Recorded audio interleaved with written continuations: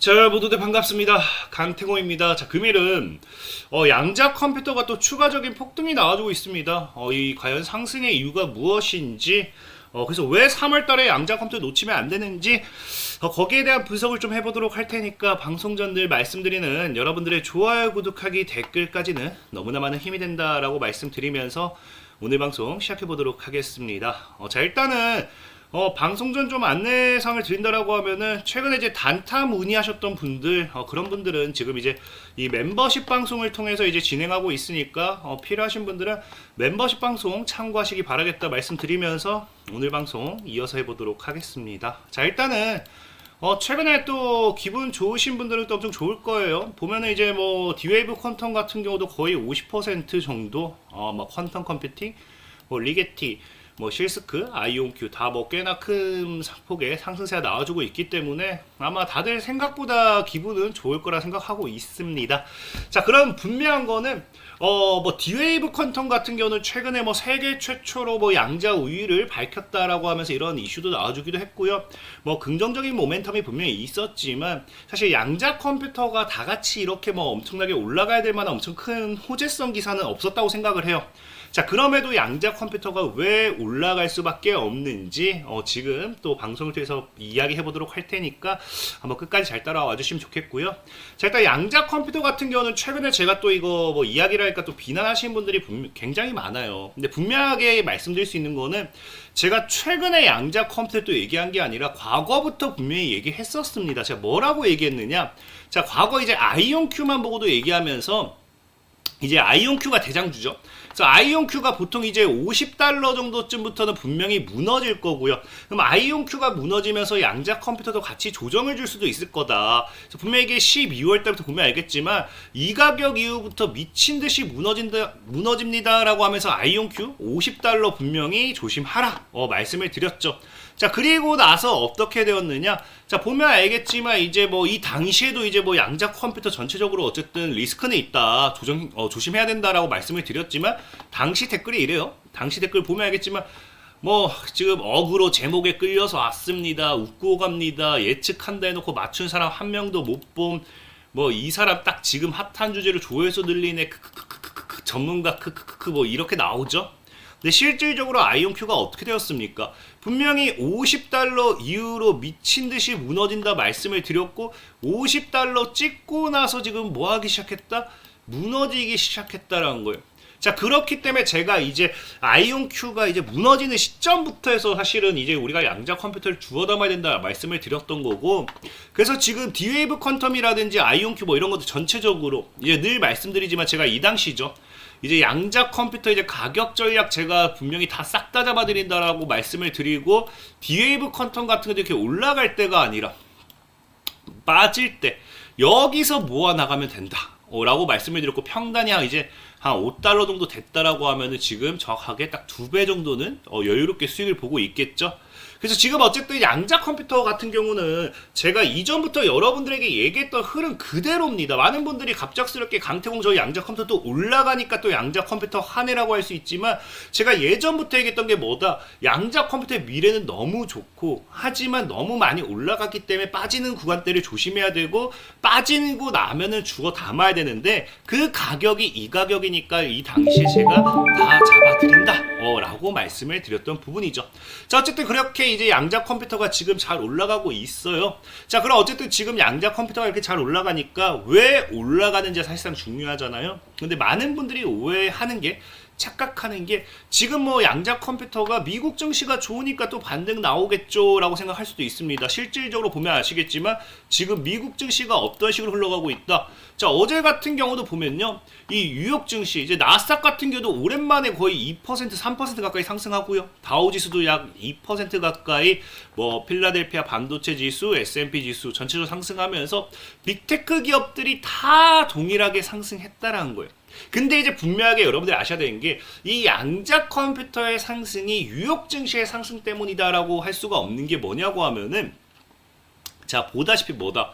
지금 전체적으로 엔비디아 같은 경우도 막 5%, 막 아마존 같은 경우도 2%, 테슬라도 한 3%.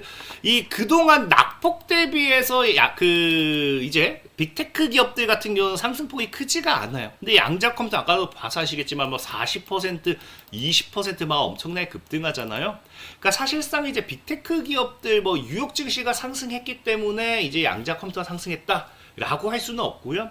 이 상승의 이유를 이제 우리가 찾아 나서려고 한다라고 하면은 뉴욕 증시가 왜 상승했는지에 대한 부분을 여러분들이 명확하게 이해를 하셔야 돼요. 그래서 어제 뉴욕 증시가 왜 상승했습니까? 를 찾아봤더니 뭐 다들 이미 아실까 생각하는데 뭐 때문이다.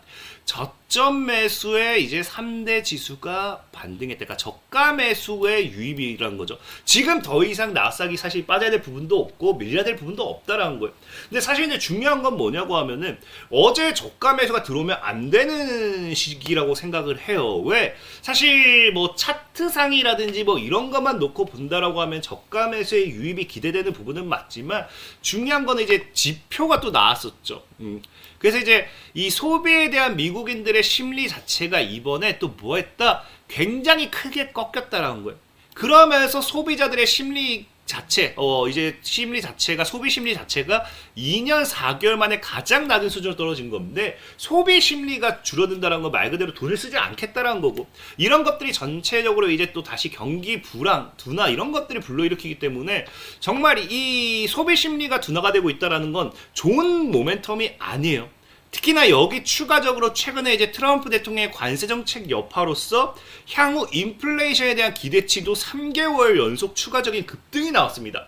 그러니까 어제 같은 경우 사실상 여러분들이 생각하셔야 되는 게 소비 심리가 위축되고 있고요. 인플레이션에 대한 부분도 더 이제 상승하고 있고요.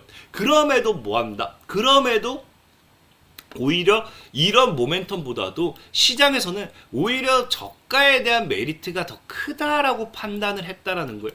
그럼 과연 이게 왜 저가에 대한 메리트가 나타나는가를 놓고 본다라고 하면은 과거 차트의 흐름을 좀 봤을 때, 자, 동일한 부분이 나오기 시작합니다. 뭐가 나오느냐? 자, 나스닥 같은 경우도 보면은 어느 정도 이 이제 저항 지지 지켜주는 구간대에서 반등을 하기 시작해요. 17,000포인트겠죠? 이때가 언제냐? 8월에서 9월입니다. 8월에서 9월에 이제 지켜주고 저항 자리에서 반등을 하기 시작하고요. 자, 다우 지수 같은 경우도 보면 이제 어떻게 하기 시작하느냐? 자, 다우 지수도 보면은 이제 이 8, 9월이죠. 이제 지켜줬던 구간대에서 이제 얼추 다가오면서 반등을 하기 시작합니다. 자, 그리고 이제 S&P 지수 같은 경우도 보면은 어떤 흐름이 나와주느냐? 자, 이제 보면 알겠지만 당시에 이제 무너졌다가 지켜주는 8, 9월의 자리에서 5,500포인트에서 반등하기 시작하죠. 그러니까 지금 S&P 지수도 그렇고 다우 지수도 그렇고 나스닥도 그렇고 전체적으로 이제 무너졌다가 반등하고 지켜주는 구간대가 과거에 어디였느냐? 8월에서 9월이었어요. 그러니까 8, 9월 이 구간대를 뭐 하기 시작한다? 강하게 지켜주면서 반등한다는 거예요. 그러니까 시장은 지금 뭘 생각하느냐? 아무리 이런 전체적인 안 좋은 지표들이 나온다 하더라도 작년 8, 9월이 저점이지 이거를 이 위로 아래로 빠질 수는 없다라고 판단하는 거예요. 그러니까 이 8, 9월의 지표 당시 저점 구간이 다가오니까 뭐가 들어오기 시작한 거예요? 저가 매수가 유입이 됐다는 겁니다. 그럼 왜 8, 9월에 시장이 빠졌을까에 대한 분석을 해본다라고 하면은, 자, 당시 8, 9월엔 뭐가 나왔느냐? 이제 기술주들이 크게 조정을 받았죠. 여러분들 알다시피 AI 관련되어 있는 기업들이 굉장히 많이 올라갔는데, 사실상 이제 까놓고 보니까 실적이라든지 이런 것들이 예상치만 하지 못한다라고 하면서 AI 버블이 우려되기 시작하면서 빅테크 관련되는 기업들의 주가가 하락을 했습니다. 그 다음에 이제 제조업 지표도 부진하게 나와주면서 기업이 전체적으로 실적 전망이 불확실했고요. 그리고 이제 여러분들 알다시피 그 연준이 갑작스럽게 금리 정책을 뭐 하겠다? 이제 인하에 대한 기대감이 약화가 되기 시작하면서 8, 9월이 사실상 이런 전체적인 이런 엄청난 악재들이 많이 나왔었어요. 그렇기 때문에 사실 이 당시에 시장을 밀었던 부분이고, 지금 이제 소비 심리가 위축이 되고 뭐 관세 전쟁이라든지 이런 것들이 지속적으로 이어지지만, 이런 것들이 사실 뭐 한다? 작년 8, 9월에 이 당시 이슈보다는 크지 않을 거다라고 시장은 뭐 한다? 느끼고 있다라는 거겠죠. 특히나 지금 보다시피 이런 이 기술주의 과거에 조정이 나왔던 부분들, 이런 것들 당시에 이 악재들은 뭐가 됐어요? 다 해소가 됐거든요. 그러니까 기술주가 조정이 나왔다 AI 버블이라고 하지만 이제 25년도에는 또 뭐 하기 시작해요? 에이전트 포스를 비롯해서 다수의 기업들이 AI 에이전트가 출시될 예정입니다.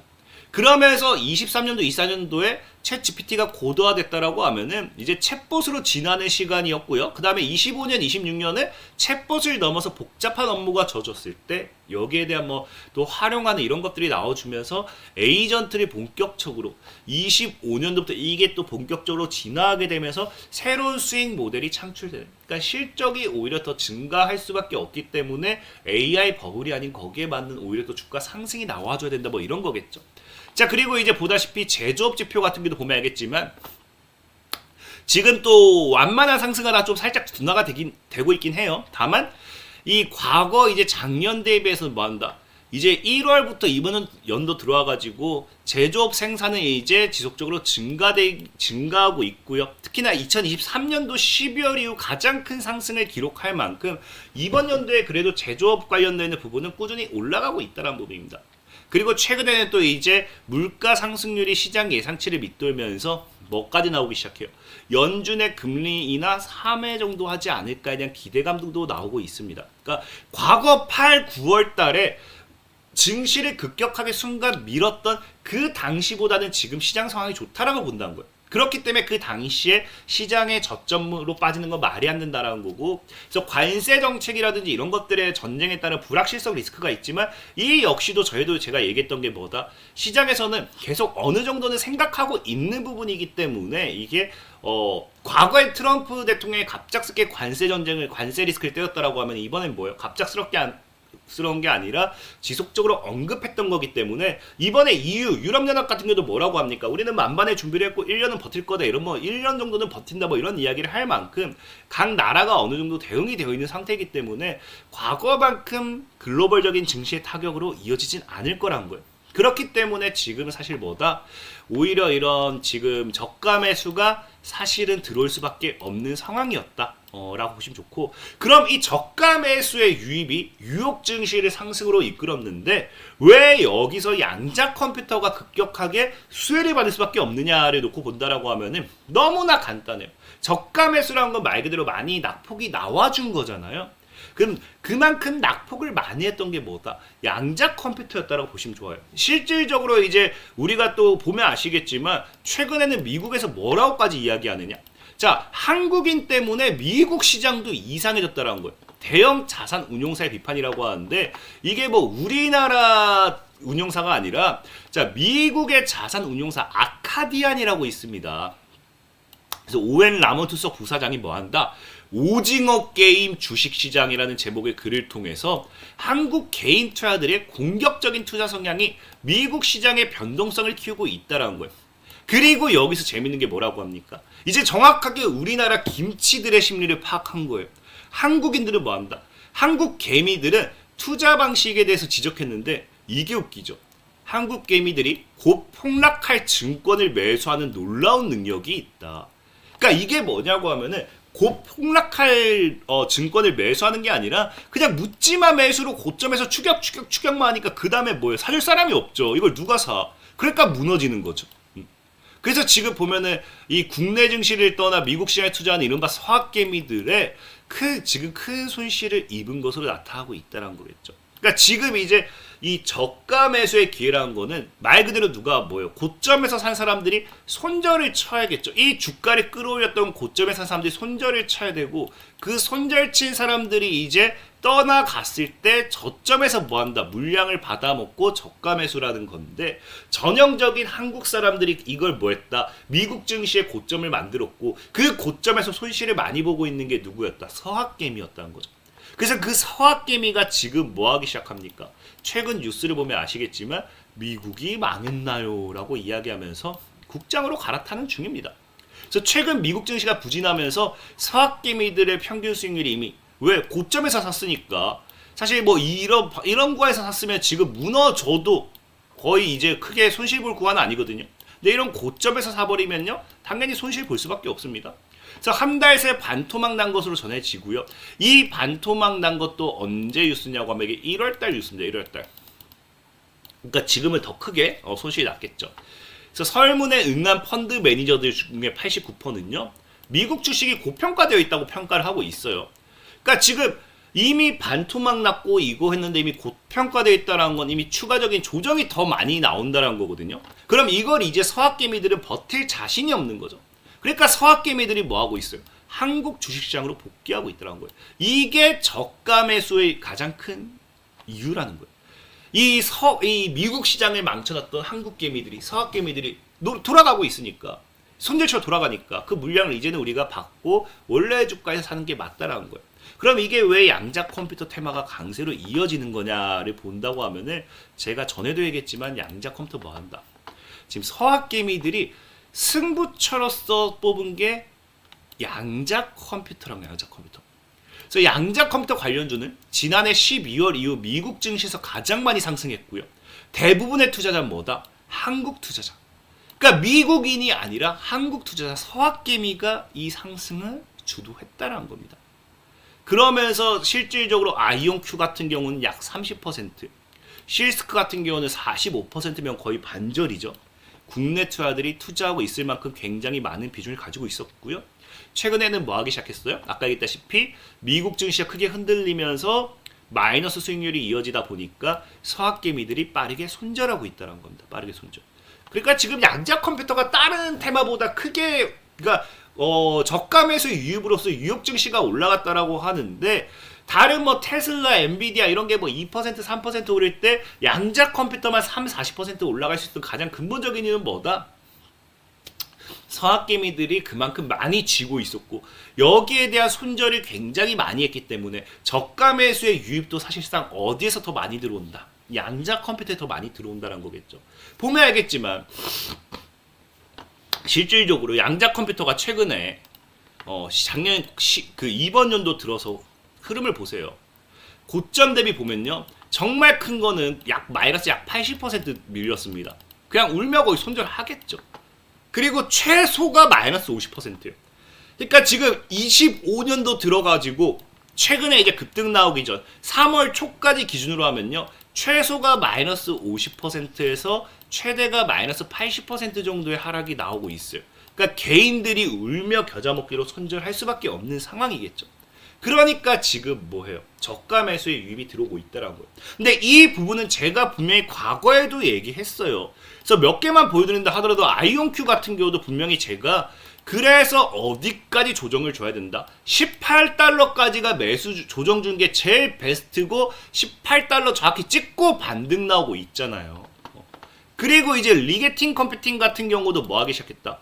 분명한 게 제가 이제 뭐 7.5달러까지 보시라. 뭐 최대는 6달러. 정확하게 7.5달러까지 찍고 뭐 하고 있어요? 반등 나오고 있잖아요.